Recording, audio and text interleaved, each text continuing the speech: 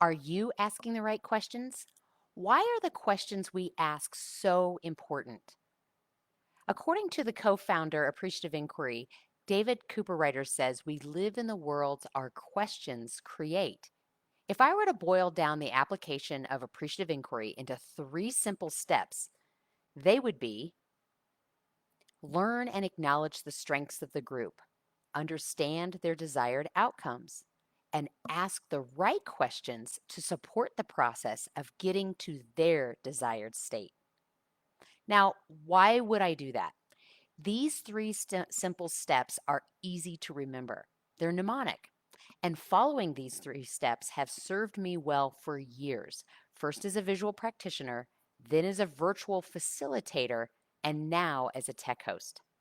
Hi, my name is Heather Levitt Martinez. I'm the director at Tech Host Academy, and I help professionals make online sessions more engaging, efficient, and equitable.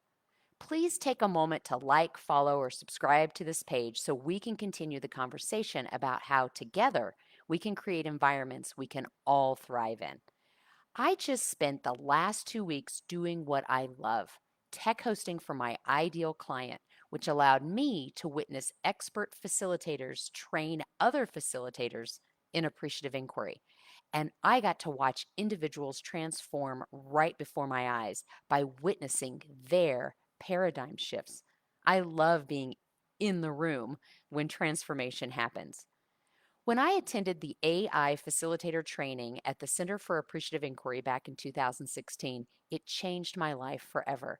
Every conversation after that took a different tone, my relationships improved, and my work became more meaningful to me and brought more value to my clients. Appreciative inquiry changed me, and I use it to help others change with grace. But change often doesn't come natural for some people, while others thrive on it. Appreciative inquiry is much deeper and more widely applicable than what I'm going to propose here today. One thing that I've learned from my work as a change agent is that to make change easy, make it easy to adopt, and make it easy to habituate. Let's break these steps down into easy tasks. There's a time and place for everything. The best place to start with a client or to create a new pattern or opportunity with an existing client is in the discovery meeting. You can use the AI process template to guide the conversation and gather the information in the discovery meeting. But if you're finding yourself doing the work midstream, meaning the train has already left the station and the opportunity for a discovery meeting has already passed, you can still apply these steps. You can access the AI process template in the link below. Now, this first step, learn and acknowledge the strengths of the group. In the discovery meeting, we call this the discover phase. Learning the strengths of the group can be as simple as inquiring, tell me about a recent project and how the individual contributions of team members made it successful. Or if you find yourself either already on a team or assigned to a project midstream, it may take a shift in your thinking to look for the strengths of others. Whether you're meeting someone new or have been working with someone for a while, imagine shining a spotlight on their best attributes. You can be overt about it by bringing out the best in them by saying something like, I noticed in the last meeting you, and then say something great about them and state the value that they brought.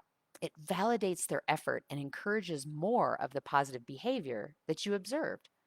Or you can be more covert with your observations and simply notice that the value that they contribute so that you can find ways to support and engage them in the process in the future. This information will help you in the design of the approach that you'll take no matter your role: team member, facilitator, team lead or meeting organizer, or you're a support person like a tech host. The next step to inform your approach design is understanding the desired outcome of the client, project, and or team. Understand the desired outcomes. Here is where we find ourselves in the dream phase of the 5D appreciative inquiry process. Understanding the desired outcomes becomes the inspirational glue for all those who share the vision. Or in less woo-woo terms, this defines the why. You can increase understanding by inquiring, what does success look like? How do we want to feel when we reach our goal or by the end of the meeting? How do we know when we are living our purpose? Knowing the desired outcomes helps in the design of the delivery. Sharing this within the group fosters equity so that everyone can see themselves in the process and encourages them to bring their best selves. And the next step of the process is the most important. You may have already noticed that we've already been doing it. Ask the right questions to support the process. Remember the inquiries in the first two steps? What do they have in common? While they focus on the strengths of individuals and other focuses on the group ones, meaning you look at the individuals and you look at the group, both inquiries are structured in such a way that they elicit a positive response. In appreciative inquiry, we call this an unconditionally positive question. Now, words matter. To form the right question, it needs to be structured in a way that's pragmatically generative, meaning it supports the desired outcome and takes into account our combined strengths. In the recent article published by Fast Company, Hybrid Work Isn't Working, Here's a Better Approach, C suite executives of Rocketbook faced the challenge of making the decision between having an all in person company or remote, chose to adopt a both and thinking approach in order to develop a more creative and productive solution. They asked the question, how can we make virtual and in person work best? The article goes on into how their design met their desired outcomes and what they did and others can do to ensure equity while keeping employees engaged and foster productive collaboration. If you'd like to learn more about the article, you can check out my blog post. I give you links to that and go more into depth about it. In appreciative inquiry, the fifth phase is called deliver or destiny. We get there by following the first four, but it doesn't stop there. We leverage the successes, lessons learned, and all that we have gained to begin again. AI is an adaptive change process that builds on our ability to learn and acknowledge the strengths of the group, understand the desired outcomes, and ask the right questions to support the process. These three simple steps are easy to adopt and can improve both your personal and professional life. And while we're here on the subject of asking right questions, here are a few others that you might consider. For yourself, what can I do today that I enjoy, that I'm good at, and that will move the needle closer to where I want to be? For a significant other in your life, what can I do to help you make your day better? This encourages them to ask for what they want and helps you to know. Now, sit with that a moment. I'm here to tell you this question alone has opened up my relationship in new and exciting ways. And for the future, what seed can I plant for a better tomorrow? How does that feel?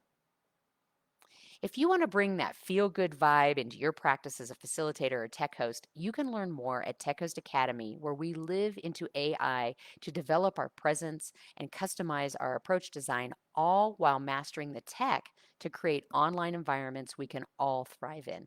And you can download the Appreciative Inquiry 5D process template by clicking the link in this post. Please share any key takeaways in the comments below. I'd love to hear how asking the right questions have changed your personal or professional life. And I hope to see you at Tech Host Academy, where we take these live stream topics and put them into practice with grace. See you next time.